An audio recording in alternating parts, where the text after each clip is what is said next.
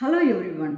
மத்தேயு 5ஆம் அதிகாரம் 10ஆம் வசனத்திலே சொல்லப்பட்டிருக்கிறது, நீதி நிமித்தம் துன்பப்படுகிறவர்கள் பாக்கியவான்கள், பரலோக ராஜ்யம் அவர்களுடையது அப்படின்னு சொல்லப்பட்டிருக்கிறது.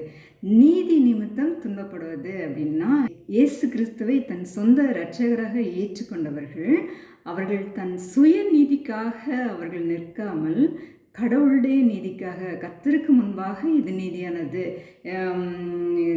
கடவுளுக்கு முன்பாக இது நீதியானது அப்படின்னு அந்த நீதிக்காக அவர்கள் நிற்பார்கள்.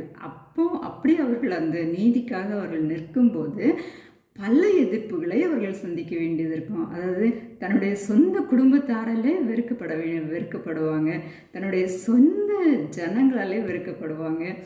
அது வரைக்கும் அவங்கள ரொம்ப பாராட்டிகிட்டு இருந்தவங்கெல்லாம், ரொம்ப உயர்வாக சொல்லிட்டு இருந்தவங்கெல்லாம் என்று அவர்கள் கர்த்தருக்குள்ளாக வந்து கர்த்தருடைய நீதியை வெளிப்படுத்தும்படியாக சில காரியங்கள் அநீதியானது, சில காரியங்கள் தவறானது அப்படின்னு சொல்லிட்டு அவங்க நிற்கும்போது அதனால அவங்க வெறுக்கப்படுவாங்க. இதுதான் கடவுளுக்கு முன்பாக நீதிக்காக அவர்கள் நிற்கிறது, கர்த்தருக்கு முன்பாக இது நீதியானது அப்படின்றதுக்காக. பவுல் அப்போஸ்தலனை பார்க்கும்போது அவர் இயேசு கிறிஸ்துவை ஏற்றுக்கொள்வதற்கு முன்பு அவருடைய வாழ்க்கை வேறு, இயேசு கிறிஸ்துவை ஏற்றுக்கொண்ட பிறகு அவருடைய வாழ்க்கை வேறு. இயேசு கிறிஸ்துவை ஏற்றுக்கொள்வதற்கு முன்பு அவருடைய சொந்த ஜனங்களாலே அவர் மிகவும் கனப்படுத்தப்பட்டிருந்தார், மிகவும் அவர் செல்வாக்கு பெற்றிருந்தார். அவர் வந்து எல்லாரும், அவருடைய குடும்பத்தார், அவர்களுடைய சொந்த ஜனங்கள், சுற்றத்தார் எல்லாருமே அவர் ரொம்ப உயர்வான இடத்துல வச்சுருந்தாங்க. அவர் தான் எல்லாத்தையும் காரியங்களையும் முன்னின்று நடத்துகிறவராக இருந்தார். அதாவது இயேசு கிறிஸ்துவை பின்பற்றுகிற மக்களை எல்லாரையும் அவர் கொலை செய்யும்படிக்கு, அவங்கள அடிக்கும்படிக்கு அவர் அனுமதி பெற்று அவர் அவ்வாறாக மக்களை திரட்டி அவர்களுக்கு எதிராக செயல்பட்டு கொண்டிருந்தார். அப்போதெல்லாம் அவர் ரொம்ப போற்றி பாராட்டிட்டு இருந்த அதே ஜனங்கள் எப்போது இயேசு கிறிஸ்து அவரோட இடைப்பட்டு அவரை இயேசு கிறிஸ்துவை தன் சொந்த இரட்சகராக ஏற்றுக்கொண்டாரோ அதன் பிறகு அவர் வெறுக்கப்பட்டார். அவர் தேவ நீதிக்காக அவர் நிற்கும்போது அதே சொந்த ஜனங்களாலே, எந்த ஜனங்கள் தன்னை கனமுள்ளவனாக வைத்திருந்தார்களோ, எந்த ஜனங்கள் தான் சொல்வது எல்லாம் சரி அப்படின்னு வைத்திருந்தார்களோ அதே ஜனங்கள் இவருக்கு எதிராக செயல்பட்டாங்க, எதிராக எழும்பினாங்க, இவரை கொலை செய்கிற அளவுக்கு கூட இவரை தொடர்ந்தாங்க. அதுதான் தேவ நீதிக்காக போராடும்போது அநேக நேரங்களில் அது சொந்த ஜனங்களாலே, சொந்த வீட்டாராலே வெறுக்கப்படும்படியாக இருக்கும். இந்த நாள்லேயும் அநேக காரியங்கள் கிறிஸ்தவ சமூகத்திலையும் சரி அநேக தேவையில்லாத காரியங்கள் இருக்க தான் செய்யுது. இதை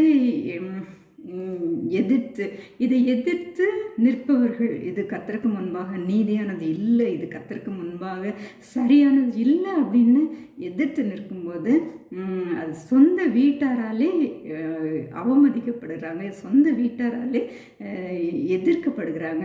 அநேக பிளாக்மெயில் அவங்க சந்திக்க வேண்டிய இடத்துல தான் இருக்காங்க. அது வரைக்கும் அவங்க சொல்லிட்டு இருந்தது, இவங்களும் அதே தான் ஃபாலோ பண்ணிட்டு இருந்திருப்பாங்க. ஆனால் ஒரு இடத்துல கர்த்தர் இவர்களுக்குள்ள கொடுத்த உணர்வு, கொடுத்த இது தவறு என்று உணர்ந்த பிறகு அதை விட்டு அவங்க வெளியே அதுக்கு எதிராக அவங்க பேசினாலோ, அதுக்கு எதிராக அவங்க செயல்பட்டாலோ, அப்போ தன்னுடைய சொந்த ஜனங்களையும் அவங்க எதிர்த்து கேள்வி கேட்குற மாதிரி தன் சொந்த சபை மக்களையே, சொந்த விசுவாச கூட்டத்தாரையே அவங்க எதிர்த்து கேள்வி கேட்கும்போது அந்த இடத்துல அவங்க அநேக விதமான எதிர்ப்புகளை சம்பாதிக்கிறாங்க, நிராகரிக்கப்படுகிறார்கள். அந்த இடத்துல நிறைய அவங்க ஃபேஸ் பண்ணுற மாதிரி வரும். இதுதான் நீதிக்காக நிற்கிறவர்கள், நீதி நிமித்தம் துன்பப்படுகிறவர்கள் அப்படின்றது.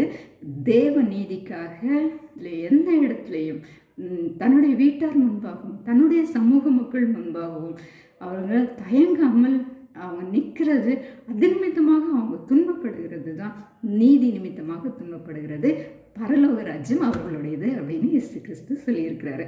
இதை தான் பவுல் அப்போஸ்தலனுடைய வாழ்க்கையிலே நம்ம பார்க்க முடியும்.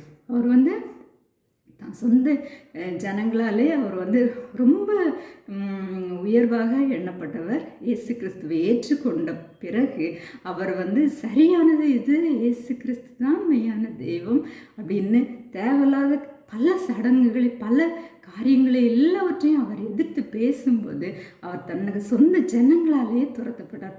சொந்த ஜனங்களே அவரை கொலை செய்யும்படிக்கும் அவரை வந்து துரத்துனாங்க. பலவிதமான இடுக்கண்கள் இடையூறுகள் அந்த சொந்த ஜனங்களே தான் பண்ணாங்க.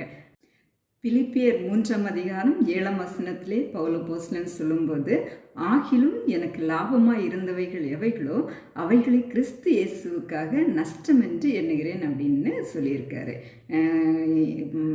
முன்பெல்லாம் காரியத்துலேயும் எதெல்லாம் எனக்கு லாபமாக இருந்ததோ, எதெல்லாம் எனக்கு ஏற்றதா, எனக்கு கனத்தை கொண்டு வருவதா, எனக்கு வந்து புகழை கொண்டு வருவதா இருந்தது, மற்ற மக்களுடைய அன்பை கொண்டு வருவதா இருந்ததோ, அது எல்லாம் வந்து கிறிஸ்து இயேசுவை நிமித்தமாக இழந்து போன பவுல் அப்போஸ்தலன் தான் இந்த வசனத்திலே குறிப்பிடுகிறார். எனக்கு லாபமாக இருந்தவைகளை எவைகளோ அவைகள் எல்லாவற்றையும் கிறிஸ்து இயேசுவுக்காக நஷ்டம் என்று எண்ணுகிறேன் அப்படின்னு அது குறிப்பிடுகிறார். இந்த நாள்லேயும் ஒருவேளை நீங்கள் இப்படிப்பட்டதான ஒரு சூழ்நிலைக்குள்ளே இருக்கீங்கன்னா, அதாவது இவ்வளோ நாளும் அவங்க சொன்ன எல்லா காரியத்துக்கும் ஒத்து போய்கிட்டே அதில் உடன்பட்டுக்கிட்டே இருக்கும்போதெல்லாம் சரின்னு சொன்னவங்க இன்னைக்கு இது கர்த்தருக்கு முன்பாக நீதியானது இல்லை அப்படின்னு நீங்கள் நிற்கும்போது உங்களை வந்து உதறி தள்ளுறாங்கன்னா கவலைப்படாதீங்க. நீதி நிமித்தம் துன்பப்படுகிறவர்கள் பாக்கியவான்கள், பரலோக ராஜ்யம் அவர்களுடையது.